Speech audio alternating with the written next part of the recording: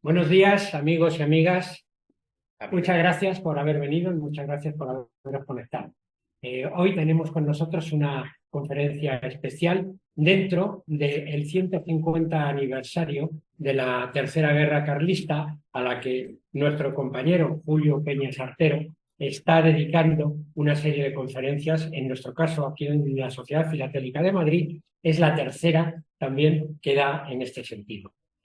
Como todos sabéis, Julio es, además de académico de la Real Academia Hispánica de Filatelia e Historia Postal, pues es el vicepresidente de SOFIMA y ha escrito numerosos libros. Entre ellos, el discurso de la Academia estuvo dedicado también a la guerra carlista. Entonces, él es uno de las personas pues, más informada sobre la filatelia carlista, y esperemos que a todos nosotros nos deleite con su charla.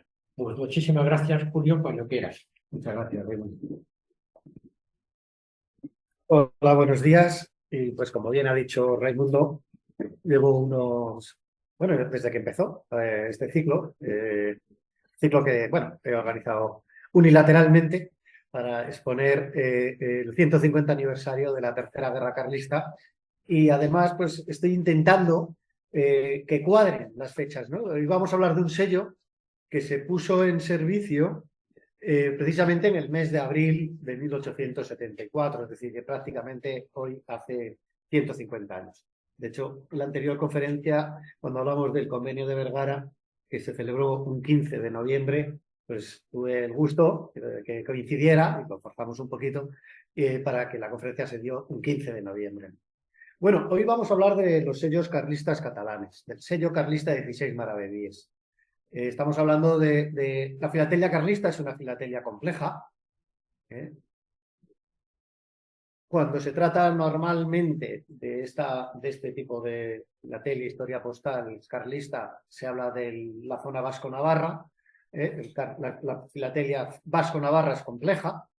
Cuando nos vamos a tratar la parte catalana, ya no es complejo, sino es muy difícil. Es decir, realmente hay un salto de complejidad con respecto al carlismo vasco-navarro. Y aún nos queda, que sería la siguiente conferencia, otro salto hacia adelante en dificultad, que sería los sellos carlistas de la zona central, de la zona valenciana y del Maestrazgo, que será la siguiente conferencia que daremos. ¿Sí? Hay que entender que a principios del año 74, claro, esto es un tema que la filatelia carlista no se puede separar nunca de la historia de España, si no es imposible entenderlo. Pero la historia de España muchas veces es la que va a acotar lo bueno de lo malo. Yo no voy a hablar de lo malo en las conferencias que trato, porque siempre animo a coleccionar. Obviamente este no es un coleccionismo donde nadie debe de arrancar. Voy a arrancar filatelia, me gusta la zona catalana, qué bien, voy a empezar con los sellos carlistas catalanes. Eso sería un error garrafal. Es decir, que hay que ser un especialista en historia postal de Cataluña para llegar a estos sellos. Pero sin llegar a, como también ocurre, no, esto no se trata porque todo es falso. Hoy vamos a analizar las piezas, y creo que el objetivo que me he marcado en esta conferencia es que veamos las piezas y aprendamos a ver cómo son las piezas auténticas, las piezas irrefutables, y así saber cómo actuar ante este tipo de coleccionismo sin llegar al extremo que, por desgracia, yo veo en muchas colecciones, y es esto lo obvio y se acabó. Y me salto el periodo y listo. Lo que sí quiero que quede claro, por ejemplo, es que ningún coleccionista que haga Gerona puede saltarse esto. Porque en una provincia como Gerona, esto podría ser lo siguiente mejor a una pieza de las emisiones del 50 al 53. Y obviamente el uso de 2 reales en Gerona del 51, lo mismo, no existe pieza. Hoy la clave va a ser ver piezas, es muy pequeña la parte de historia. Comentaros que, por ejemplo, el único censo de cartas que se hizo fue en el discurso de don Eduardo Escalada, y pues hace 10 años Escalada pensaba la existencia de 28 piezas franqueadas con el 16 maravedíes. En esta exposición os voy a mostrar 31. Que realmente he hecho un esfuerzo muy interesante buscando y localizando piezas. A principios del año 74, ¿qué ocurre? Bueno, pues es que en los primeros días de enero se produce el golpe de Estado de Pavía. El golpe de Estado de Pavía es impulsado por el ejército de operaciones que estaba combatiendo a los carlistas. Hay un momento en que no nos puede sorprender, es decir, estamos en la parte del siglo XIX donde los golpes de Estado en este país eran casi mensuales. Y hubo un momento en que el mismo ejército en armas promueve ese famoso golpe de Pavía con la leyenda de un Pavía a caballo que entra en el Congreso. Y eso paraliza incluso las operaciones. Esto hace que en Cataluña el general Tristany, que es el general jefe de los carlistas, aproveche el impulso que genera, porque cuando se produce el golpe de Estado, el ejército de operaciones, como os digo, promotor a la sombra del golpe de Estado, que pone un capitán general, al famoso Serrano, es decir, por eso está todo el ejército de operaciones detrás, se va a las grandes capitales para estar acantonado por si hiciera falta. De hecho, el ejército de operaciones del norte, en una de las conferencias hablábamos que no hace el arranque del intento de liberar Bilbao, precisamente porque quiere tener a las divisiones del ejército del norte, que eran las principales, en plazas que tuvieran tren, por si tuvieran que caer sobre Madrid. Esto es un tema que los historiadores más modernos están llegando a estas conclusiones. A mediados de luego en la época, esto era desconocido. Es decir, que tenía prácticamente acantonado en todas las grandes capitales. Cataluña no va a ser una excepción. Entonces las unidades se retiran a las grandes capitales y grandes localidades y eso favorece que los carlistas en la zona rural, donde tenían enormes simpatías, den un salto hacia adelante y ocupen muchísimo o tengan mucha más fuerza que la que tenían antes del golpe de Pavía. Entonces, el 2 de febrero se inicia el bloqueo de Gerona. El 4, Tristany ataca Manresa, donde obtiene un botín de 200.000 duros, es decir, un dineral en la época. Y desde Barcelona lanzan un convoy. Fijaros también esta situación es histórica, ¿no? Cuando decimos, ¿y cómo llegaban las cartas? Un convoy de 200 carros. Imaginaros lo que es por camino de tierra, 200 carros en fila india. Y ahí iría el correo, y cuando vuelven, ahí vuelve el correo. Es decir, que también luego los sistemas de correo son muy peculiares. Por ejemplo, en la guerra vasco-navarra he encontrado datos fehacientes, irrefutables, prácticamente históricos, de que cada 50 días había convoy. Por tanto, ¿cada cuánto circulaba el correo? Pues cada 50 días. Y si en uno de los viajes no había convoy porque la situación militar no lo impedía, pues 100 días. Calcular eso en un año. Es decir, que luego incluso las fechas de las piezas y los intervalos saben. El espíritu liberal en Cataluña decae enormemente. La población liberal se va. Esto pasaba en el País Vasco igual. Cuando ya se van acercando los carlistas a tu localidad, si tú estás muy marcado como liberal, que era raro en la época, pues esos se tenían que ir. El resto de la población no. Esto incluye a los carteros y a los alcaldes y a todos. Quizás los alcaldes sí serían de los que están marcados. Pero funcionarios, trabajadores como el cartero, no solía estar tan marcado como para que se tuvieran que ir. Según los casos, se irían o no. El 10 de marzo se va a producir el hecho clave.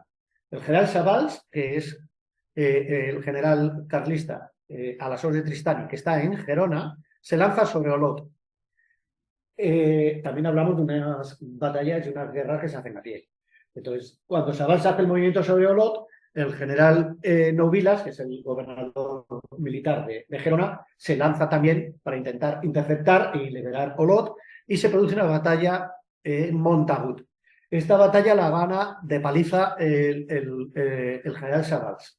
Es una de las grandes victorias carlistas en Cataluña, al punto que Nouvilas llega a morir en combate. Hay muchos grabados de la época, eso fue sonado en España. Esta es una de las primeras guerras que son portada de periódico con grabados preciosos y se intercambiaban. Ya era un concepto moderno. Yo tengo recortes maravillosos de guerra carlista de prensa de Londres y de París. Es decir, que ya era de agencia. ¿Y qué noticia era exportable tal? Pues entre los periódicos principales de Europa las portadas de guerras. También pasa al revés. También aquí, si había una guerra franco-prusiana, se enviaban esos grabados. Había periodistas por primera vez en guerras. Fijaros que esto es el año 74, es decir, la primera guerra quizás que hubo periodista fue la franco-prusiana del 70, y que estamos hablando de estos comienzos, ¿no? ¿Qué ocurre? Que se toma Olot, y vais a ver la trascendencia que tiene esto en la filatelia carlista. 2.300 prisioneros. Savals fue varias veces reprendido, igual que el cura Santa Cruz, por los propios carlistas, porque era un salvaje. El Savals era realmente un salvaje. De estos 2.300 prisioneros, en una cueva no se sabe si los mató prácticamente a todos. Es decir, esto hablo un poco de memoria, pero el general Savals era en extremo duro. En una época en que Blandito no había ni uno, que enfrente está Serrano, el espadón de Loja. Es decir, que dices, ¿cómo sería Savals para que lo consideraran en extremo duro? Savals toma Olot el 17 de marzo. Establece ahí su cuartel general y aguantará hasta abril del 75. Y los carlistas se adueñan de casi toda Gerona. Bueno, esto es lo más parecido a una carta que tiene un servidor. Es decir, esto no está incluido en las 31, pero es muy bonito porque, aunque parezca mentira, este fechador de Olot es uno de los mejores conservados. Y arriba un rompopuntos, que va a ser una de las tándens habituales de la filatelia carlista catalana, ¿no? Y veis que pone Perpiñán. Perpiñán. Y luego veremos el archivo Perpiñán, que filatélico, ¿verdad? Perpiñán, uno de los grandes de la historia del coleccionismo. Bueno, pues el archivo más importante de piezas carlistas es el archivo Perpiñán, que era un comerciante de Bañolas. ¿Cómo de importante es este archivo? Bueno, pues yo de 31 piezas que voy a mostrar, 16 son del archivo Perpiñán. Entonces, tengo una carta carlista sobre un tema, una carta de Perpiñán. Esa ya es un buen arranque. Estamos ya viendo un buen arranque de qué piezas son importantes. Tras la toma de Olot, lo que se va a producir es que el carlismo empieza a potenciar sus órganos. La Real Intendencia de Cataluña organiza la vida administrativa y obtiene mayores recursos. El 1 de abril va a publicar una circular creando lo que se va a denominar Impuesto sobre Comunicaciones, que se recaudaría mediante el uso de sello de correos y que entra en vigor el 15 de abril. Para ello se van a fabricar sellos por procedimiento tipográfico en la masía Farrés. Ahí veis una pieza de mi colección. Todo lo que no sean cartas son piezas de mi colección. Preciosa, con el emblema de la Diputación de Cataluña. Hay alguna carta de servicio oficial. Veis que habla en singular. Hay alguna carta, es decir, una o dos. Esto es binario. Y a la izquierda, que es el detalle que me gusta especialmente, la firma de don José Solá, el padre digamos, de los sellos carlistas. Las hojas de esta emisión son espectaculares y realmente bonitas, únicas en la filatelia española. Es, a mi gusto, una de las cabeceras más bonitas de pliego que existe. A mi gusto, la mejor. Vamos a poner que también son maravillosas las cabeceras del sellito de Alfonso XII que se hacen en Inglaterra. Las cabeceras, yo creo que quizás las de Alfonso XII son más bonitas que esta, pero esta realmente es espectacular. He visto algún salvaje recortar una cabecera solo con el sello de arriba. Fijaros que sello. Un tío que se agarra solo el sello de arriba. No es raro encontrar cabeceras recortadas con el sello de arriba y las dos primeras filas. Esas piezas os las recomiendo muchísimo. Muchísimo. Los pliegos no son en extremo raros. Extremo raro. O sea, nadie se va encontrando con frecuencia pliegos completos de sellos del siglo XIX. Pero dentro de la dificultad del 16 maravedíes, conseguir el pliego completo es de lo más sencillo. Y a lo mejor cada 2 o 3 años un par de piezas salen al mercado. Pero yo la cabecera, cualquier filatélico, pues la recomiendo de corazón. Para que estos no sean sellos que es que nadie... fijaros qué cabecera, ¿no? Se conocen 3 tonos de color, tradicionalmente ya desde Thor, incluso puede que antes, que Moens, pero yo por lo menos Thor, nos indica los tres colores que veis ahí. Son muy claros. El rosa, que digamos color ordinario, el del medio, pues es un rojo, a mi gusto, y el de la derecha es el más complejo de encontrar, es un tono intermedio, pero muy claramente distinto. Aquí ya sabéis que a veces llaman rosa, rojo y carmín. Y dices, bueno, ¿y cuál? El de la derecha es el carmín, es el del medio. Pero es que además hay garantizadas dos ubicaciones para fabricar sellos, por lo cual ya te salen los colores. Se fabricaron primero en la Masía Farrés en Besora, y como ahí además coincidía que había un hospital militar, pues al tiempo la imprenta se mueve y se va a otra masía próxima que se llama Clarella, que está entre Besora y Vidrà. Esto también nos hace una idea de la dificultad de la historia postalcarlista catalana, ¿no? Hablan de masías, casoplones plantados en mitad del valle. Ni siquiera estaban en pueblos estas empresas, estas imprentas, porque el dominio carlista sobre los pueblos era coyuntural. Podrían estar un tiempo y cuando ya veían que venía una columna potente por ellos, se largaban. Entonces, claro, no te ibas a ir corriendo con la imprenta a cuestas. Por lo cual ya se iban a masías y un poco el factor secreto de decir, bueno, pues en esta masía de alguna familia prominente y muy marcado carlista, pues ponían la imprenta. Este es el sello, no sé, está a la altura de los enteros postales de mi querido amigo José Manuel. ¿Qué es lo difícil en el sello carlista catalán? Encontrar uno perfecto que no tenga variedades. ¿Qué hace a mi gusto? Pues cuando todos los sellos son variedades, ningún sello es variedad. Aquí os estoy poniendo 4 de las más potentes a mi gusto. La más importante es la que se conoce como un 10 en vez de 16 maravedís, que es el que está el segundo a vuestra derecha. También existe el 18, ese lo he encontrado yo. Reseña los 100 sellos, se ve menos y se reseña menos. Me gusta mucho el de la izquierda, este que tiene la raya blanca arriba, y luego he puesto uno de letras de Cataluña. Es decir, cualquier tipo de variedad, de faltar palos en la U, es susceptible. Es decir, que los amigos de las pequeñas variedades con este sello se pueden volver locos. Y este sello es abundantísimo en nuevo. Abundantísimo. Si os comentaba que lo más fácil, posible de la historia postalcarlista es conseguir el pliego, de hecho yo lo conseguí pues a los pocos años y aún no tengo una carta.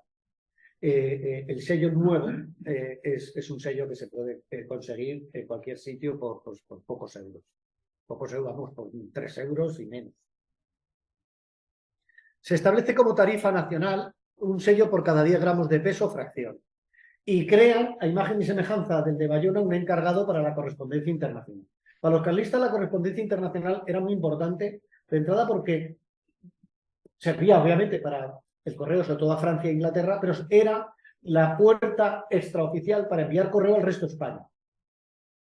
Porque no había relación directa entre España y las zonas carlistas. Aunque es cierto que en la zona catalana, el dominio catalán no es como el del País Vasco. Es decir, en el País Vasco y Navarra realmente el 90% del suelo era carlista. El carlismo catalán no suele ser dueño del suelo, por lo cual, con acercar la carta a una localidad liberal, por el correo liberal se circulaba. Entonces, habría que ver textos.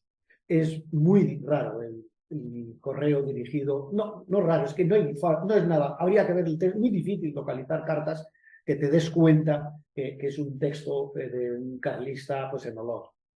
Porque vais a ver que la gran localidad carlista es Olot. Uno puede mirar en su colección a ver cuántas cartas tienes de Olot o de Bañolas, y si no eres gerundés, pues ni uno. Entonces estamos hablando de que ya las localidades de origen son muy complicadas. Las cartas que circulasen, esto es una curiosidad enorme, dentro del territorio carlista debían de ser franqueadas únicamente con sellos carlistas, pero aquellas que cruzasen ambos territorios, liberal y carlista, que eran la mayoría, deberían de llevar sellos de ambos bandos, pero nunca el de impuesto de renta. Y eso lo replican muchísimo unas multas terroríficas.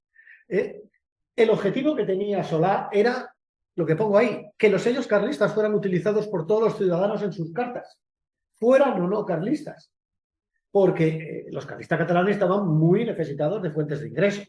Y el correo era muy importante y una de las zonas industriales de la España del siglo XIX, por lo cual ese comercio, sobre todo orientado al mundo agrícola y a la manufactura, era muy importante como ingreso, como ingreso. Pero fijaros qué detalle más curioso. Se establece que los sellos se venderían en los estancos del gobierno enemigo. Esto es literal, sacado del Real Decreto. Y serían matasellados, gestionados y repartidos por administradores, carteros y peatones de cualquier localidad, fueran o no carlistas. Y ojo que no se encontrará a Savals un estanquero sin el sello carlista en Gerona. Porque si este se zumbaba a Novilas, que era el gobernador militar, ni te cuento lo que le hace a uno de estos. Es decir, esto no eran amenazas fantasmas. Por lo cual es súper simpático que la administración carlista empleara la organización del correo del bando lo contrario. Es una situación muy curiosa. Y uno diría, a ver, esto no habrá piezas. Bueno, pues las hay. Realmente, a mi gusto, esto sería el culmen de la filatelia carlista catalana y ya estamos rozando, si no es el culmen, del tipo de piezas de la filatelia carlista en general. Esto está a la altura de los franqueos mixtos ingleses y carlistas o franceses y carlistas. Y os voy a mostrar todas las piezas conocidas, incluido fragmentos. Es decir, aquí un fragmento es una joya. Si alguno encuentra un fragmento, estoy a vuestra entera disposición.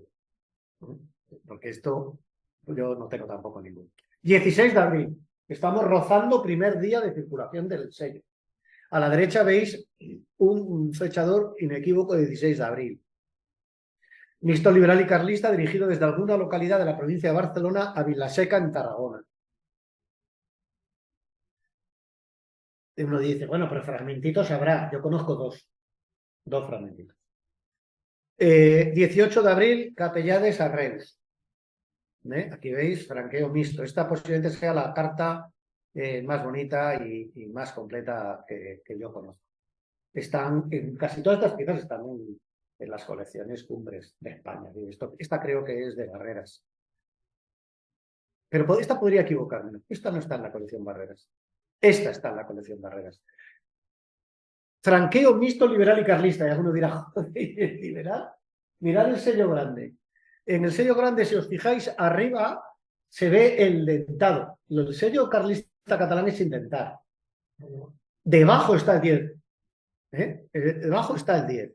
Es decir, que esta carta, que por desgracia no sabría de dónde salió exactamente, pero salió de una localidad liberal y le puso el sellito liberal. Y después, cuando pasa a zona carlista, le estampan el carlista, que sería en Villafranca, porque el fechador de Villafranca, pero ahí podría haber duda. Podría Villafranca ser liberal y estar el sello. Pero fijaros la combinación. Esta es una pieza tan floja como para que veáis en qué colección está. Esta colección carlista solo se ha puesto una vez y ganó la Esfinda de Zaragoza en su momento. La colección carlista de Barreras, que a nadie puede sorprender. Cada vez que Barreras hace una colección, el mejor coleccionista de España, yo creo que de todos los tiempos, pues este tipo de piezas. 9 de mayo. También fundamental en la historia postal carlista las fechas. 9 de mayo. Villanueva y la Geltrú. Esta también es Barreras. Esta seguro que es Barreras porque este de texto es Barreras. Cuando hice mi discurso, el señor Barreras le pedí ayuda y me aportó una copia de su colección, lo cual agradezco públicamente porque, claro, sin material es muy difícil estudiar. Y ya vais viendo el volumen, 4 cartas, ¿dónde están? Al dorso. Villanueva la Geltrú a San Gervasi de Casolas. Esta no sé la fecha. Al dorso. Otro fragmentito. Y no es fácil, no es posible localizar. En la colección Barreras esta está encima de la carta. Creo que están en la misma. Y esta es una carta que la incorporo porque yo la estudié profundamente, la descubrió un amigo mío. En mi opinión es una pieza auténtica, pero es una pieza compleja, por la desgracia de que veis que ninguno de los sellos toca carta. Y eso a esta carta la ha mantenido como en duda, en duda. En mi opinión es auténtica, cuadra todo, las fechas, tiene texto, el texto es tremendo. Calaf es una de las zonas, además, que los libros de historia, es decir, que, vamos, yo la tendría en mi colección sin el menor apuro. No tengo ninguna duda de la autenticidad de esta pieza, pero los expertos en la especialidad no lo han certificado, que yo sepa, y de ahí está. Calaf, 22 de abril del 74. Es que hay piezas en que cuadra todo. O sea, cuando ya cuadra absolutamente todo, dices, oye, y hay tres, dices, pues con, haya cuatro, joder. La certifican por el sello. Yo vi, en particular, Francesc Graus, que creo que se la envié yo. Si no la envié yo, lo mandó mi amigo en mi nombre. Me dijo que no la certificaba por no estar pinchando en absoluto los matasellos. Francés era un nombre muy peculiar, porque hay cartas que no es un... Hay muchas cartas certificadas que no tocan. Aquí, ¿qué ocurre? Que veréis que los dos rombos son distintos. Eso para mí es buenísimo. Para mí eso es casi un certificado de autenticidad. En cambio, para Francés posiblemente era una duda. Porque, pero vais a ver lo que estamos hablando. Si pasó por zona carlista y cuando llega a la liberal le ponen el sello liberal o al revés, pues claro que le cascan dos fechadores diferentes, dos rombos de puntos diferentes. Pero fijaros ya las sutilezas. Yo diría que esto es filatelía dificilísima. Es decir, que sabéis que a mí me gusta. Yo colecciono carlista y colecciono habilidad por la nación, coño. Las ruedas de carreta yo las dejo para otro. O sea, hay gente que ya discriminar que los dos rombos de puntos son distintos, que los veis que son distintos. Pero es que eso para mí, ¿de verdad creéis que un falsificador emplea dos rombos de puntos diferentes en una carta que ya solo con el carlista hablamos de una pieza de más de 1.000 euros? Y le vienes a colocar un 10 céntimos para joderla y que encima pisa encima el fechador. Hombre, coño. Oye, que hay falsificadores muy torpes, que yo he visto fastidiar habilitado por la nación, con un habilitado por la nación falso, un marco invertido del que se conocen tres. Pero, hombre, no siempre se puede pensar que el falsificador es un raro. Y el texto también lo falsifica, porque el texto es, yo lo analicé en su época, esta pieza la estudiamos en el Ágora y se encontró de casualidad.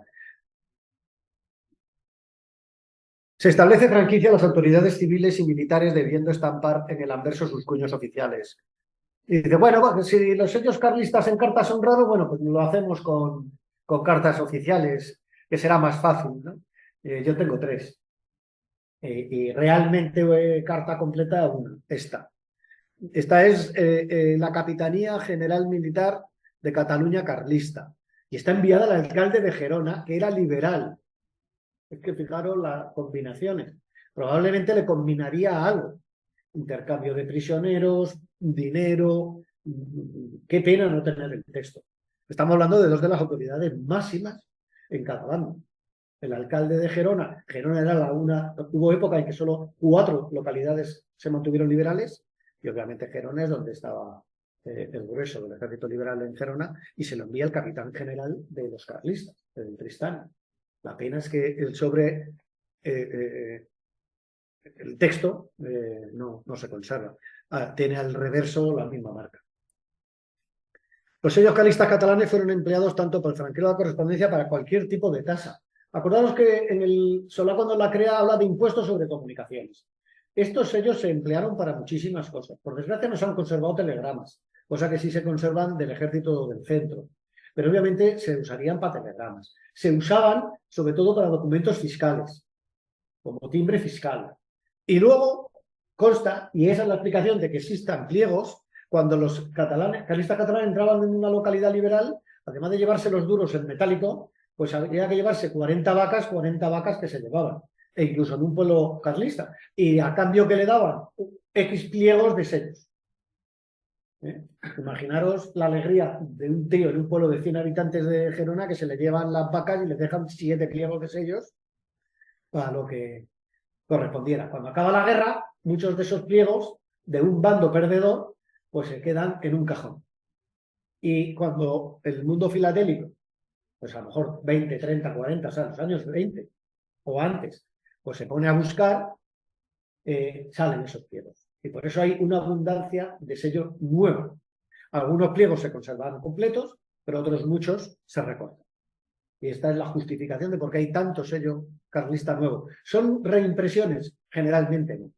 Algún burro hizo falsos reimpresiones del carlista catalán, pero yo he visto muy pocos. Están los libros, pero yo he visto muy pocos. Aunque les veamos mal impresos, realmente los sellos carlistas que se ven, aunque estén mal impresos, son sellos carlistas auténticos. Y la explicación de por qué hay esa abundancia de un sello que debería ser tan rarísimo es esta que os decimos. Cómo aparecen en masías, al cabo del tiempo, pliegos, porque eso es lo que le dio el carlista cuando se le llevó el ganado o cuando se le llevó el trigo o le apareció uno y dijo, cada familia tal impuesto. Y a cambio les daban sellos. Bueno, aquí veis dos matasellos. Posiblemente el de la izquierda es el más abundante. A mí no es una marca que me haga muy feliz, pero también hay un momento que hay que coleccionar lo que hay. No soy capaz de discriminar si son los auténticos de los falsos. Pero es que yo creo que ni yo ni nadie. Y los pocos que hay, pues se venden y se venden bien. Y ya está. Y no suelen estar certificados, porque esto es muy difícil certificar. Por ejemplo, piezas completas no soy consciente de haber visto. Y el de la izquierda, pues es de mi propiedad, yo lo tengo de tiempo y realmente es prácticamente igual que este, pero en negro. Posiblemente es el Dios Patria Rey de la Capitanía General de los catalanes, que estaría en algún fiscal, en algún documento fiscal, en algún tema así. Pero es que hablamos de unas piezas que, insisto, si tú ves que la tinta tiene buena pinta y no te piden mucho, pues y Dios, Patria y Rey, joder, pues para la hucha. No es que hay falsos. Yo no he visto uno falso de esto. Si este es falso, pues arriba España. Documentos completos, textos de cartas. Esta es una maravilla. Uno de los principales benefactores del carlismo catalán fue el obispo de la Seu d'Urgell. La Seu d'Urgell fue una de las principales localidades carlistas de las que llega hasta el final de la guerra. Es decir, el final de los combates es la toma de Seu d'Urgell, prácticamente la última gran localidad. Es decir, esto para los carlistas catalanes es como poco menos con la capital. La capital es Olot, pero en Gerona, y Seu d'Urgell creo que está en Lérida. O sea, esto sería la capital de la Lérida catalana. Y Ejército Real, su delegación eclesiástica, por la importancia del obispo, y Dios, Patria y Rey. Un cuño maravilloso. Es verdad que de la máquina a aquí pierde calidad, pero una barbaridad. Pero también perdería la otra versión. Esta es otra de mi propiedad, que esta marca viene descrita en el TOR. Dios, gobierno militar del distrito de Lérida. Desde un pueblo al obispo en persona de la Seu d'Urgell. Vamos a un bloque con las cartas. Hemos sacado las mixtas, que han pasado por territorio carlista y liberal, en un sentido o en el otro. Ahora vamos con el material, porque no hay más, Es decir, lo que os he enseñado son las conocidas. Tradicionalmente se ha hablado de la existencia de 3 piezas, yo muestro 4 con la que hablábamos de Calaf. 20 de abril sería la primera fecha en la que solo hay un sello sobre carta de Villafranca a Subirats, ambas en Barcelona, rombo de puntos y fechador de Villafranca. Y ya vais viendo la calidad de cómo son los fechadores susceptibles de ser matasellos en un sello carlista. Fijaros cómo está el Villafranca. Si te encuentras un Villafranca impoluto sobre un sello catalán, pues puedes dudar bastante. Alguno puede ocurrir, os enseñaré uno, pero en cambio, si te encuentras un Villafranca de esta calidad, así, sobre un sello, es como un certificado de autenticidad. Y los rombos de puntos, pues ya veis cómo son. Pues como los rombos de puntos de siempre, pero rombos de puntos batallados. Bueno, una de las gracias de la presentación, pero veis las piezas, es que he reunido incluso piezas de colecciones dormidas. Hay una importantísima colección dormida en el País Vasco Yo tengo las piezas porque me las mandó mi buen amigo y llorado José María Ortuondo, en la época en que no había ni fotocopiadora, no sé cómo se iba a hacer esto. Esta carta de San Pere de Ruiz de Villas, dirigida a San Pere de Ruiz de Villas. Matasellada en origen con una aspa de tinta, en un pueblajo, como es San. Y al paso por Olot, le estampan el rombo de puntos y el fechador de Olot. No se ve la fecha, pero yo creo que es un 20 de abril. Es un 20 de abril. 1 de mayo, Olot a Bañolas, ambas en Gerona. El archivo que os he dicho, Perpiñá de Bañolas, como el 50% del material es de allí. Y la combinación Olot Bañolas o Vich Bañolas, de 16 cartas del archivo son 15. De Olot a Bañolas hay como 40 kilómetros. Y de Vich a Olot, para después llegar a Bañola hay otros 40. Es decir que, fijaros, pues estamos hablando de una comarca prácticamente, en entorno de una comarca. El 4 de julio, desde Olot, se remite una circular a todos los ayuntamientos autorizando a los particulares a transportar su correspondencia. Ya fijaros, y el que ya incluso el carlista ya diría que valía hasta el correo enemigo para llevar las cartas. El siguiente paso ya es decir que el que pueda que lleve la carta, pero que la lleve franqueada. Y si la matasella, que se la enseñe al alcalde y subiera al cartero y que la matasella. ¿Con rombos o a tinta? Y ahora iremos viendo cómo se materializa esto. El 1 de septiembre se publica el reglamento del servicio de correos y ya se crean administradores, carteros y peatones carlistas. Y se crea una veintena de administraciones, pero fijaros los villorrios que estamos hablando. Si Olot es la gran localidad, pues ya tira para abajo y muchos de estos ya eran carterías que los míos no tenían ni matasello, de concepto de matasello de cartería, nada. Claro, no había ni carterías. Era la época en que empezaban a hacer carterías primitivas en Navarra, para que os hagáis un poco la idea.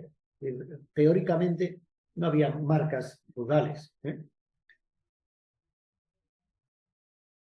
Y el 1 de noviembre se cambia de localidad. Pensad que estos van perseguidos por el ejército y van cambiando de localidades con gran frecuencia. Este es el documento del que os hablo. Este es el documento, además original, lo tengo en mi colección, en el que veis el artículo 1, dice: las cartas deberán entregarse al cartero del punto de salida para quien utilice los sellos y los puntos donde no lo haya al comandante militar o al alcalde. Es el documento en el que dice que los peatones, las personas particulares, pueden transportar las cartas. Artículo 4, sí, aunque autoriza, si no llevan los sellos o llevan el de impuesto de guerra, las multas de 100 a 1000 reales. Aquí no se complicaban. No se complicaban, le metían el hachazo rápido. En Navarra, en el asedio de Navarra, consta en los libros que gente por meter una partida de castañas lo fusilaron. Y por ahí no estaba Sabás. Es decir, que estamos hablando de momentos en que esto no era broma. En otra época decían: el que no lleva tal, hay una multita de 10 reales, y aún así no encuentras una pieza en tu vida, antes de guerra. Pero en zonas de guerra y en zonas de guerras duras y con generales y con gente dura, esto no son bromas.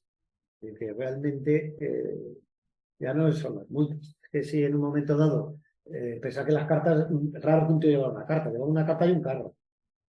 Con cosas, porque antes que la carta estos tenían problemas para comer. Entonces, las bromas aquí eran justas. Estos son los que tengo yo en mi colección, tengo alguno más, pero un sello carlista con un rombo de puntos, estamos viendo que es una de las mejores piezas que puedes enganchar. Claro, meterle un rombo de puntos a cualquier tipo de sello español es sencillo. Entonces, si tú consigues sobre todo rombos de puntos, pues como este, o como este de la izquierda, estáis viendo las piezas que existen. Para mí son inequívocamente auténticos. Un rombo ya como este, pues te puede generar un poquito más de duda, porque ya empieza a estar demasiado bien estampado. Tampoco se puede llegar al punto porque alguna carta estaría bien estampada. pero una buena forma de que un coleccionista que colecciona España en usado no se salte absolutamente la zona carlista, pues un carlista catalán con un rombo, con una buena pinta, y es un coleccionista del siglo XIX, sabe cuando un rombo de puntos es susceptible de ser bueno, incluso te parece regulinchi, ese es un buen sello. Ese es un buen sello. Vamos son los buenos. Pues estáis viendo las piezas. Yo es que, bueno, luego... Esto, en cambio, es una rareza de primer orden. Un Camprodon, zona absolutamente carlista. De hecho, ese encargado que estaba en Pras de Molló, cuando por presión del gobierno español sobre el francés se carga al encargado de Bayona, también retira el francés, impide que haya en Pras de Molló, que es prácticamente ciudad contigua a otra catalán, a otra francesa, pues se fue a Camprodon. Este es el mejor sello carlista con fechador conocido. Entonces, una pieza impepinable. Este es el sello que yo querría tener, el sello suyo. Solo conozco este, de Camprodon. No se le ve el año. Hay que joderse. Hay que joderse. Entonces, ¿qué ocurre? Que la certeza al 100% en casi todas estas piezas que os voy a enseñar es imposible. Ahora, que si este también lo despeluchamos por malo, pues esto me parece una cosa espectacular. Obviamente, cuando salió en subasta, pues un servidor quedó pues lejano de... Es más, ya la salida debió decirme, este no es para ti, Julito. Que estamos hablando del tema. Estos sí son míos. Estos son rarezas de primer orden. 11 manuscritos de origen desconocido. Pero es que ese 11 es el 11, digamos, de lujo del siglo XIX. Es decir, por ejemplo, el Regimiento Inmemorial del Rey número 1, en el que yo he servido 10 años como capitán, el 1 del Regimiento Inmemorial número 1 es ese. Es decir, este 11 que era, ni idea. Que estaba en un documento y a la derecha pondría 11 de junio del 74. Pero hizo aspas de tinta. Otro matasellos, las de cualquier matasellos tipo aspa de tinta, susceptibles divinos. Yo solo llevo coleccionando sellos carlistas 25 años o más. ¿Cuántos tengo con aspa de tinta? ¿Cartas conocidas con aspa de tinta? 3. Pues aspa de tinta, pues otro matasellos, que si veis una tinta que pasa a vuestro concepto, es decir, esta tinta es antigua y susceptible, pues divinamente, divinamente. En aquellas localidades donde no hubiera matasellos propios, se anularían los sellos, ha dicho Solá, de forma manuscrita. Y esto sí que es, en filatelia carlista, el culmen. Esto es, vamos, el 5J de la historia postal carlista catalana. Destacando aquellas localidades donde se anotaban el nombre. Fijaros el estado del sello de la derecha. Cualquier sello carlista, matasellado, como lo veis, es susceptible de ser guardado. Esté como esté. Esté como esté. El de la izquierda, Solsona, es una de las grandes localidades carlistas que siempre cuadra. Según qué localidad tuvieras, podríamos dudar, pero localidades donde se sabe por historia que los carlistas tuvieron 8 meses, pues dices, coño, y que encima metieron organismos, digamos, de Estado carlista, pues digo, Solsona. Prat de Lluçanès, cuartel general de Savals. Joder, encuentras algo que parezca Lluçanès, dices, aunque sean las 2 L's y una U, eso es pata negra. El de debajo, Tren, también zona supercarlista, abril del 74. En mi opinión, 15 de abril del 74. Para que no es un 15, claro. Hablando con amigos, pero como diría con los zombies, I want to believe, quiero creer que es 15. Da igual qué fecha sea, os podéis imaginar. Es un sellazo. Una de las grandes sorpresas, no se obtiene constancia de que se fabricaran matasellos, pero todos sabéis que a veces pues, aparecen. El sello de la izquierda está círculo de puntos de Ripoll. Cuando envié este sello a certificar a Graus, me llevé la enorme sorpresa de que me lo certifica y me llama personalmente Graus para darme la enhorabuena. Y digo, ¿qué dices? Digo, te lo he mandado pues con una cuadrilla de 6-7 a ver qué pasa. Bueno, pues Graus llegó a la conclusión, porque existía una carta de Ripoll con este matasellos que vimos ahora. Esa carta la he buscado porque me envió su certificado y es la única que sé que no he podido poner en la prensa porque no la he encontrado, ese certificado, de esa carta conocida y que estudió de Ripoll. Y bueno, pues círculo de puntos Ripoll con certificado Graus, que queréis que os diga. Junto con el tren de antes, pues es mi bandera de enganche, ¿no? Y el de la derecha, origen desconocido, pero veis una pinta realmente, dices, con pues tinta antigua, tal. Oye, qué falsificadores más cojonudos. Volumen de piezas, una. Tío, macho, esos son pata negra, ¿eh? Que falsos. Y coge un matase y lo vuelve a tirar. Nunca más lo vuelve a usar con nada, no se la pone a un Alfonso, a un sello Alfonso XII, qué tío, un artista. Y debió venderlo tan barato que el de la carta dijo, la lavo. La voy a lavar esta carta porque ¿para qué la voy a conservar completa? ¿No? Y ahora vamos a ir a ver piezas hasta el final porque prácticamente no hay más legislación. Fijaros qué carta. Esta es una de mis favoritas. Yo creo que una mixta de franqueo mixta. Es decir, un coleccionista con una mixta. Y esta ya puede pasar. Dice, ya está. Historia postal carlista catalana al nivel tope. Barreras, por ejemplo, tiene 6. Pero fijaros cuando hablamos de que... Y el mayor coleccionista conocido, 8. Entonces dices, tío, con 2 cartas aquí es imperio. Esta no sé en qué manos está. Es una barbaridad de cartas. Calaf. ¿Os acordáis la que os decía yo que me gusta? Que hay dudas de autenticidad. Yo no tengo ninguna. Mirar Calaf. Hay que joderse. El Calaf es bueno, sin duda. Ya. Pero que hay cosas que dices. Pero porque ¿dónde pusieron el carlista con casi toda seguridad? En Calaf. Sí. Y cuando ya llegas, porque Igualada es liberal, pues en la zona de Igualada le cascan el otro. Yo qué sé, tronco. Pero esa es la sí, que tampoco raro. Pero la misma movida que quién le puso y quién le puso este sello aquí. Puede que la pusiera el emisor, fuera por el camino. Estamos hablando, esto es coleccionismo de élite. Esto es una maravilla. Pero a lo que vamos, nunca lo sabremos. Pero estás hablando de una especialidad con 4 piezas conocidas. Esta carta lo que hace dudar es que pueden ser sellos pegados. Claro. Los 2 sobre un sobre donde no había diseño. Pero con un texto. Con un texto absolutamente carlista. Pensad, 4 piezas conocidas, 3 indudablemente. Se ha decidido que 3 desde hace un siglo son indubitablemente auténticas, y lo mismo, esta es la única que ha aparecido en los últimos 50 años. Pero a lo que os voy, fijaros las localidades y cómo se ha atacado, ¿no? Que la llevase alguien en mano. De todas, pero si es que...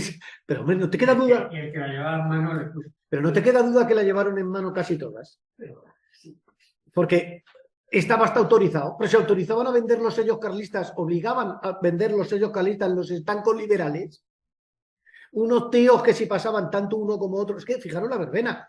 Si pasas a Valls y pilla en un pueblajo que se mantiene liberal, un pueblajo o en Olot, a un estanquero sin los sellos carlistas se lo trinca y medio. Y se fuma un megapuro. Pero si viene Nubilas, al mismo estanco y le ve un solo sello del carlista, se lo trinca también. El extranjero está claro que cerraba el negocio. Y el cartero, y el peatón, es decir, es que la verbena, es que cuando de pronto decides que tus sellos se van a vender en todos los estancos, incluidos los del enemigo, eso no se lo preguntó a los estanqueros de allí. Porque si se lo pregunta, dicen, no me jodas. Y a los alcaldes. Dice, ¿qué cuervo? Me lo matasellas a mano el alcalde. Dice, hombre, muchas gracias. Venga el burro que venga, me pone a mí en la picota. ¿Pensáis que el tío que llevaba la carta cobraba los 10 céntimos del sello?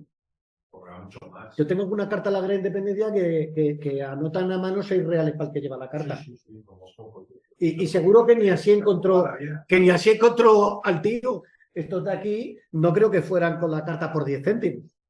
Lo que pasa es que no se ven anotaciones de encaminador, pero es que volvemos que esto es una maravilla. Es decir, si la historia postal carlista fuera de un país anglosajón, esto sería pieza mundial. Ahora estarían todas absolutamente estudiadas, certificadas, censadas. Cuando dicen, ¿por qué se conocen 28? Pues porque un especialista, el mejor especialista carlista y un hombre súper meticuloso como es Eduardo Escalada, pues tenía censas 28. Pero hoy lo hablábamos. ¿Quién sabe en España las piezas existentes si no hay ningún... Sí, no hay un solo libro de ningún sello? Archivo Bañolas. Ahora vamos a empezar a ver una persona que solo quiera meter una pieza y no quiera líos, ¿qué pieza tiene que meter? Coño, un Olot Bañolas. Un Olot Bañolas es, digamos, la pieza que yo recomendaría a cualquier coleccionista de historia postal catalana, pero por favor, después de que yo compre la mía, que estoy todavía falta de... no tengo todavía una carta, y vamos a ver incluso las que están al dorso. Aquí volvemos a lo mismo, es decir, mejoran el anverso, pero que si están en el reverso divinamente. O sea, que hay que perdonar todo.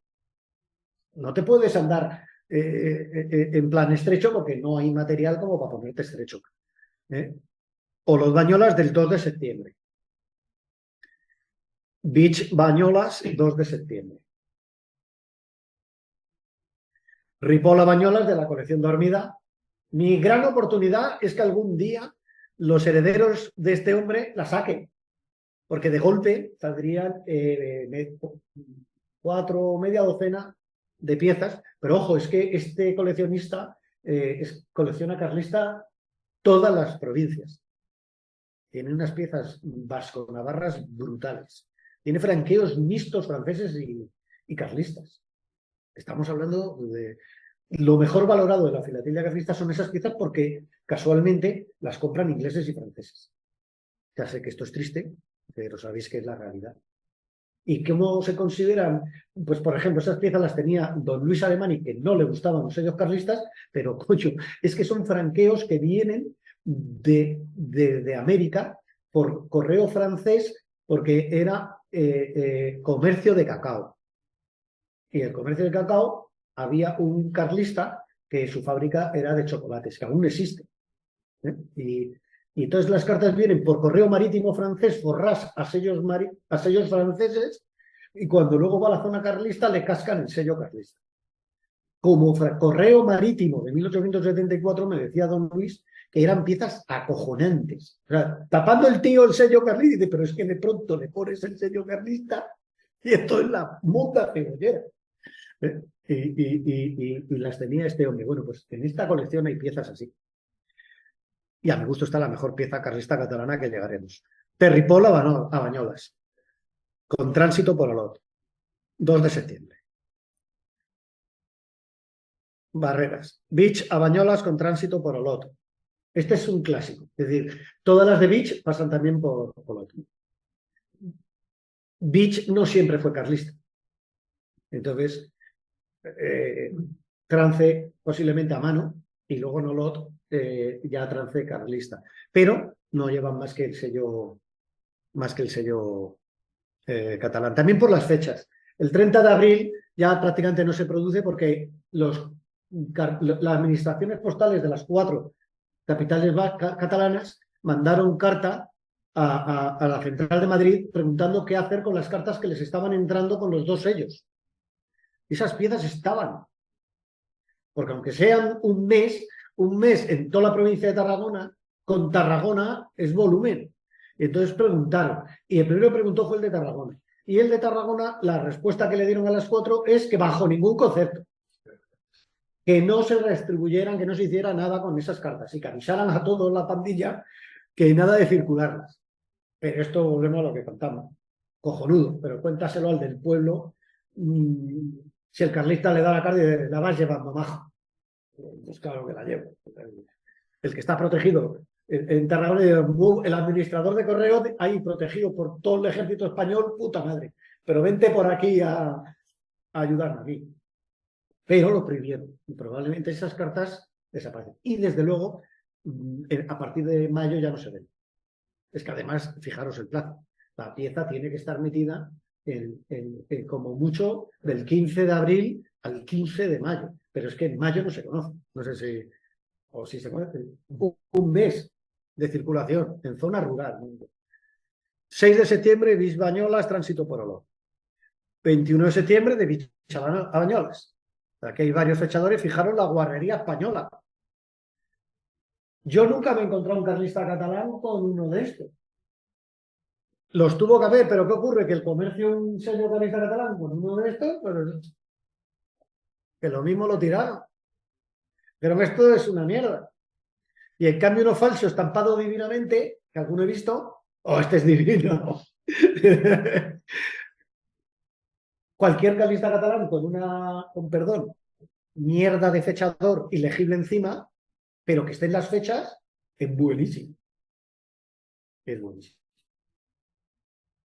Ahora que es buenísimo. Pero la gente sabe que pierde el peso, ¿no? Pero también no voy a hablar del tema económico, pero es un sello digno de estar, como diría Grauser, en su mejor para la mejor colección especializada.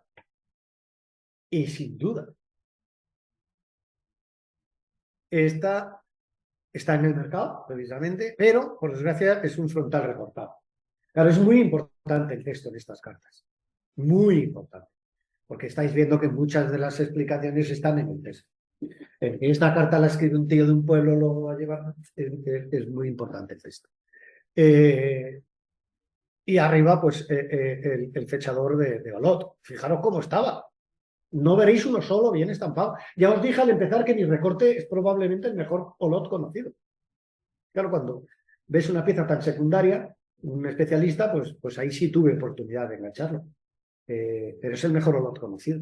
Y es una castaña, pero se lee Olot entero. De Olot a Bañolas, claro, fijaros aquí, el sello no está ni matasellado. Pero, coño, es el archivo, el texto. Tiene texto. De Olot a Bañolas. Los mismos tíos del archivo. Entonces hay un momento que dice, pues eso es la importancia del texto. Incluso si la carta fuera sin sello, es un piezón.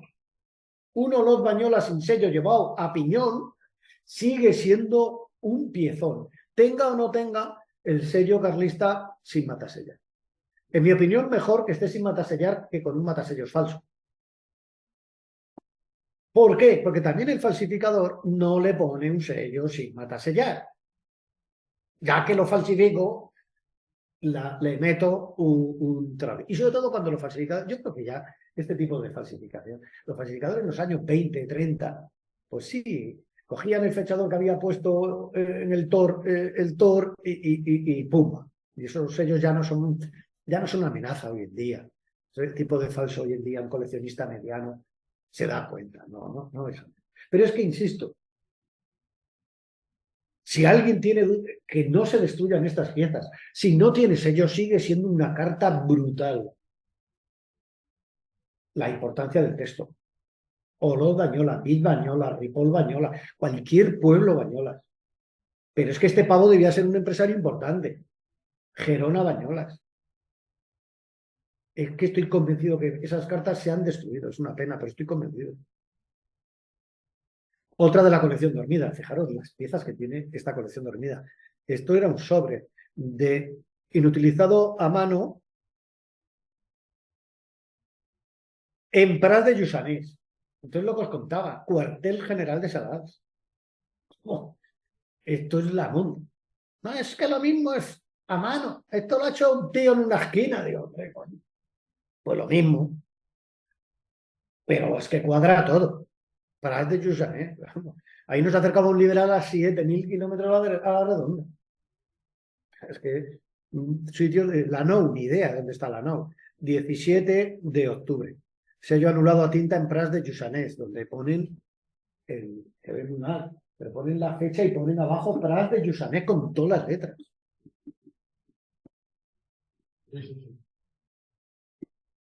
La monda. Para que te digan, no pisa carta. Digo, hombre, no me jodas. Os fijáis que no pisa carta nunca ninguno. Esta para mí la pieza, si hablábamos de 3, esta es la monda. Esto está dirigido al propio obispo del aseo de Urgel. Eso el carlismo es la monda cebollera. Esto es como mandarle una carta a Carlos VII. Tradicionalmente he oído que no existe. Yo tengo una.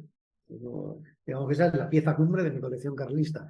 El obispo de la Urgel, amigo, que esta es la pieza. Doble porte, único carta con doble porte conocida carlista catalán. Matasellada a mano en Trem. ¿Os acordáis de mi sellito? Entonces de pronto dices, coño, estas son las localidades guapas. ¿Quién tiene en su colección cartas de Trem? Y dices, hostia, es que lo mismo el de Gerona te dice, hombre, yo tengo, pero que hasta en Gerona, dice, hombre, no te das todos los días de morros con cartas de Trem. Trem a Urgel, ¿no? Ojalá esta conferencia de alguna forma le llegue a alguien de la familia que tiene la colección esta dormida, porque es que esto sería, esta colección es la segunda mejor detrás de Barreras. Y Barreras porque tiene y todos los sellos nuevos, todos los grandes bloques, es decir, ahí estaría la cosa, ¿eh? Esta colección está a esa altura, está una cosa bestial, ¿no? ¿Veis? El SEO de Urgel es posiblemente el fechador más nítido que yo haya visto en una pieza carlista. SEO de Urgel, 18 de octubre. Olotabañolas con 2 sacas de lana tarará, tan catalán antiguo. Este campeón llevaba la carta y tal. Y ¿veis los numeritos de arriba? A mí me da que estas son de archivo. No descartaría que esto fuera que el tío que encontró el archivo las numeró. He visto el 27, he visto el 29, algunas. O sea que el archivo original, lo mismo, era de ese orden de números. De Gerona Ripoll, anulada primero con asta de tinta y a su paso por Olot, rombo de puntos y fechador borroso de Olot. Gerona. Dices, hostia, en toda la exposición de 31 solo hay una. Fijaros el tema, ¿no? Ahí, ya, rapidico. Olotabañolas es que tiene un doblez. Lo mismo se la podemos perdonar. Se la podemos perdonar. Olot a Bañolas. Anda, que si no llegan a encontrar el archivo Perpiñá, ¿de qué estaríamos hablando? 24 de noviembre de Olot a Bañolas, rombo de punto, fechador de Olot, que se ve arriba ahí el Olot. Y el 24, fijaros. Es de los mejores fechadores conocidos, porque se ve todo el nombre. Porque en este se jodió. En este no se ve. A Bañolas Gerona con casi toda seguridad desde Olot. Beach a Barcelona. Beach en Barcelona a Bañolas Gerona. Rombo de puntos y fechador de Beach. Este debió de ser muy del principio. Pero os digo que Beach no siempre ha sido catalán. Nunca ha sido carlista catalán. Catalán siempre ha sido. Pero Beach no es como Olot, que estuvo casi un año consecutivamente. No, fue francés. Fue francés. Entonces, Beach es bastante más raro y sus fechas son más cercanas al comienzo del sello. Fabricante de lamas. Don Manuel Pepín. Que Dios bendiga a ese archivo. Olot Bañolas, rombo de punto y fechador en Olot. Ahora fabricante de papel. Ya nos vamos al final. El 9 de diciembre ya se regula la correspondencia absolutamente en forma de manos privadas, de forma que se inutilicen escribiendo mes y día. Ya hemos visto piezas, ya se estaba haciendo antes, pero cuanto más avanza la guerra y los liberales ya están zurrando a los carlistas, más obligado es el autorizarlo y ya se regula. Y ahora vais a ver las piezas, ya prácticamente no se ven piezas con rombos de puntos. Ya todas son con matasellos manuscritos. Pras de Molló se tiene que trasladar a Camprodón. Ahí tenéis la aplicación de ese fechador de Camprodón. Fantástico. Y los liberales ya finalmente el 18 de marzo del 75 ocupan Olot. y ya llega la gran ofensiva y ya en unos pocos meses se ventilan todo el carlismo catalán. Hay que entender que en el siglo XIX subirse hasta lo alto de los riscos del Pirineo, en varias guerras ya cuando ocupaban lo que son los valles, la zona de, bueno, pues ahí ya os vais quedando, porque si subes más se van a Francia y tampoco, si es que por eso también continuó luego la Tercera Guerra Carlista, porque en la segunda les pasó esto, en la primera. Y hay un momento que ya se suben al monte y esto es siglo XIX, se suben al Pargata, macho. Entonces, ya realmente cuando cae Olot, cae Bañolas, sí, el Pirineo, pues aguantan un poco más, pero vamos. Las manuscritas, obviamente, si tu problema no es económico, la pieza que hay que meter es con un manuscrito. Es el culmen de la especialidad, porque ya vais viendo que los rombos de puntos con fechadores de Olot o de Beach molan, pero nadie se siente feliz. Ya habéis visto qué tipo de piezas son. Y si están en el anverso, guay, pero si están en el reverso, arriba España. Olot a Bañolas, 29 de enero. Pero es que fijaros además que todo es coherente. Vais viendo que cuando sacamos que tiene que ser franqueo mixto, ves las piezas, coño, todas son de ese mes. Cuando se puede hacer un poquito de servicio postal, que encontramos rombo de punto y fechador. Y como mucho algunas pita, porque soy un pueblajo, chaca, chaca. Pues hacía tradicionalmente, a pita, y cuando la carta pasa por un pueblo más grande le campo el rombo. O sea, es coherente. No, todo falso. Que los carlistas que hemos hecho carlistas, los coleccionistas de carlistas, que un servidor no es carlista, siempre hemos todo falso. No, coño. Es que cuando se ven las piezas es coherente. Cuando ya ellos mismos dicen que salves el que pueda y el que pueda seguir haciendo comercio, porque es que si no hay comercio, ¿de qué concho viven las unidades militares? Tiene que seguir habiendo economía. No pueden asfixiar económicamente. Encima un bando que solo ocupa 2 provincias. No puede asfixiar económicamente a su provincia. Tiene que permitir que salga y que entre todo. Ese tío de Bañolas tiene que seguir recibiendo lino, y si no se genera en Gerona, que seguro que no, pues tendrá que recibir de donde venga. Y tiene que seguir vendiendo a un tío de Sevilla, porque no va a poder vivir solo de vendérselo a los 4 de Gerona. O sea, tienen que permitir si no, hasta luego. Cuando se acabe la economía de la provincia de Gerona, se acabó la sublevación. Y la economía de Gerona se acabaría en meses. Muy en meses. En nada se acabaría. Porque además los jóvenes todos en el ejército. Liberal y carlista. Porque el que primero llegaba a un pueblo se los llevaba a todos.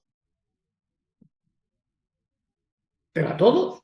Creo que entonces se consideraba desde los 14, 15 hasta los 40, 50, porque ya por encima de 50 ya anciano absoluto. O sea. Entonces, claro, fijaros el asunto, ¿no? Igualada, esta es otra de las mejores cartas conocidas. Esta salió al mercado relativamente hace poco. Fabricante de paños en Igualada. Pues esta lo mismo vendría del Perpiñá. O sea, este lo mismo era desde el de Gerona al de Igualada. No conozco el texto y, fijaros, a la derecha anotado pagado. Y el sello, fijaros, es la espina que tiene de tinta. Sí. Beach a Bañolas, del 19 de febrero. Esa no está ni matasellada o un poco de rombo, nada. De Balaguer a la sede de Urgel por la vía de Pons. 26 de abril. Salió el 13 y a Pons llegó el 26. 13 días le costó llegar a Pons y luego tirar, ni idea dónde está Pons, pues lo miramos en el mapa, y de Pons a Urgel. Y se la mandan a tocar el mío. No hay demasiado, de Pons a Urgel no hay demasiada distancia. Está cerquica, ¿verdad? Y es de Pons, los que iban a Andorra a hacer contrabando se quedaban a desayunar en Pons y luego cogían una carretera y pasaban por la Seu d'Urgell y se iban a Andorra. Estaba todo, está cerca. Pues probablemente digamos, lo que hicieron. Estamos 30 kilómetros, digamos. Sí, no, ya, lo mismo que hablábamos, de Olot a Bañolas, pues 34 kilómetros. Sí, se lo hacían en un paseo y supongo que ya miraban, hoy por dónde está la partida liberal, ya han cruzado, pues ahora voy. y aprovechaba el boquete, porque es así, son localidades Pons, que claro, una maravilla. Todas estas piezas son la leche. Son la leche. Es decir, esto en historia postal catalana, esto es un top 10. Es decir, ¿qué son las mejores piezas? Estas son piezas brutales. Brutales. O te dicen, pues no hay pieza, no veo piezas certificadas. No, claro, ¿cómo vas a ver una pieza certificada? ¿Certificado el qué? El concepto certificado es imposible. Incluso el Correo Liberal, hubo momentos en la zona norte que prohibió enviar cartas certificadas al País Vasco. Claro, no podían garantizar la entrega. Entonces, esto juega con otras reglas. Esto juega con otras reglas. Estas son piezas del carajo la pena. Por eso nos da mucha pena los que hacemos esto, de que no se potencie y que se tenga... No, todo falso, ¿no? A mí eso de todo falso toda mi vida me ha sentado. Digo, hombre, vamos a estudiarlo. 30 de mayo. Pasa una cosa, perdona que te interrumpa, pero pasa una cosa. La caligrafía esta, hoy en día no hay nadie que la sepa hacer esta caligrafía. No, completamente de acuerdo, Xavi. Un 11 como el que mostramos antes. A ver quién tiene huevos de hacer este 11. A ver quién tiene huevos. Que no se vea que está cortado, ¿eh? A ver, esto, claro. Madre mía. Ahora le damos pistas, ¿no? Pero hay que ser un campeón mundial. Y luego vuelves a lo mismo. Si es que estos sellos, cuando no están sobre carta, se adquieren y punto. Es decir, que no son piezas caras. No son piezas caras. Los sellos sueltos no son piezas caras. Porque siempre se tildan de falsas. Ripoll a Manresa, anotación arriba pagada. ¿Dónde pusieron el sello? Pues yo qué sé. Si es que, pues bueno, este obviamente en Ripoll. Claro, este obviamente en Ripoll porque está ahí anotado. Sí. Otra de Pons. Pons a la Seu d'Urgell. Probablemente, que también va al mismo Alejo. 2 cartas del mismo archivo, este seguro es el segundo mejor archivo conocido. Sí. Segundo mejor archivo conocido, el de Alejo en Urgell, ¿no? Pons, 2 de junio del 75. ¿Veis cómo es el 5? Por eso decía que lo mismo. Y esta es la única que yo conozco anotada a tinta. Ya estoy acabando, es la penúltima. Está aquí porque no tengo la fecha. Aspa azul, de esos lápices azules de cartero, colección Barreras, al establecimiento de aguas de la Torba. De la Corba, que seguramente sigue existiendo. Y ya terminamos. En el mes de julio el Ejército Liberal lanza una fuerte ofensiva sobre la zona centro de Cataluña. En una semana se merienda a los carlistas del centro, que se tiran para el norte entrando en Cataluña con el Ejército Liberal detrás, y detrás se ventilan también a los catalanes. El 22 de julio los liberales inician el asedio de la Seu d'Urgell, que la ocupan el 27 de agosto, por agotamiento de munición. Eso militarmente es desempleo. Es decir, cuando ya no le queda, vamos, ya después de tirar incluso las macetas, pues se retiran y se rinden con honores al otro ejército. Septiembre y octubre ya se hunde el carlismo, y entonces, igual que en el País Vasco, se establece un indulto a todo aquel carlista que entregue armas. Y es masiva la entrega de los carlistas. Fueron muy generosos, tanto en un lado como otro, y fue un gran éxito. Y por eso no hay cuarta guerra carlista. Por lo menos eso fue un acierto analizado un siglo después. Es decir, incluso en el País Vasco no fue frecuente, relativamente frecuente, el reconocimiento de los empleos del otro bando. En gente que no estuviera, digamos, marcado con una sangre tipo Savals. Es decir, que se respetaron bastante ese concepto, y fue un acierto pleno. Es verdad que seguimos teniendo ciertos problemas en las zonas donde hubo guerras carlistas, si os fijáis, País Vasco y Cataluña. Pero no hubo una cuarta guerra, y la guerra civil, aunque aparecieron de forma curiosa, requetés o en el otro bando, partes republicanas, pero ya no está tan tintado de que la guerra del 36 no es una guerra de carlistas, no, realmente persistía, pero ese indulto fue un acierto a las bravas, se ve, del gobierno de Madrid. Y no puede ser de otra forma. Son familia. Si es que vuelves a lo mismo. Estás hablando de provincias minúsculas. En la época, las 4 provincias vascas estaban entre las 10 provincias con menos población de España. Álava era la provincia con menos población de España. Entonces dices, ¿qué pasa? ¿Te cargas a la mitad de la población? No tiene sentido. En los meses de septiembre se hunde, se presentaron en masa unidades completas y hubo más tal que pase a Francia. Es decir, a Francia solo se fueron los que de verdad tenían problemas. La gente que no podía volver al pueblo porque realmente hizo algunas salvajadas. Sabéis también que al calor de las guerras se resuelven problemas que no tenían nada que ver con la guerra, pero sí con lindes o con sangres o con cosas, ¿no? Esa gente es la que sí se fue, pero fue minoritario. El 2 de noviembre, capitán general de Cataluña, fijaros que forma más chula, Arsenio Martínez Campos, que era un generalazo tremendo, luego se fue para las carlistas, para Cuba, y era un general tan inteligente que, por ejemplo, después del Bestia de Weyler, le hicieron el papelón de mandar a para intentar, porque, joder, Weyler, vamos, debía ser primo del Savals, que tiró a 2000 en un barranco, en una cueva. Hay una cueva de Savals con esa leyenda. Se tiró a cientos en una cueva que hay sin fondo. Entonces Arsenio Martínez Campos convoca el día 18 de noviembre un somatén en la cual invita a todas las localidades, por pequeñas que sean, a participar de él contra el carlismo. Y se anotaron todas las localidades carlistas, todas las localidades catalanas, sin excepción alguna, se anotan a ese somatén y se da por finalizada a todos los efectos la guerra en Cataluña, que me parece una forma muy original y utilizando un proceso catalán, porque esto de llamar a somatén es un proceso catalán y por eso Arsenio Martínez Campos probablemente es el culpable de este final de guerra que acaba con las guerras carlistas, porque es el general principal que va a hacer la campaña final contra el País Vasco, en el País Vasco, Arsenio Martínez Campos.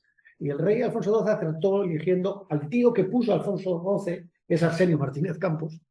Fijaros qué pájaro, ¿eh? Este es el tío que da el golpe de Estado para traer a Alfonso XII y el que le espera y le convence en Sagunto para llevarlo sobre Madrid. Luego es el que hace la ofensiva carlista catalana y valenciana, después la del Vasco, y de propina lo mandan para Cuba a continuar en la guerra del 68 al 78 y le vuelven a mandar en el 97 a Cuba, 30 años después.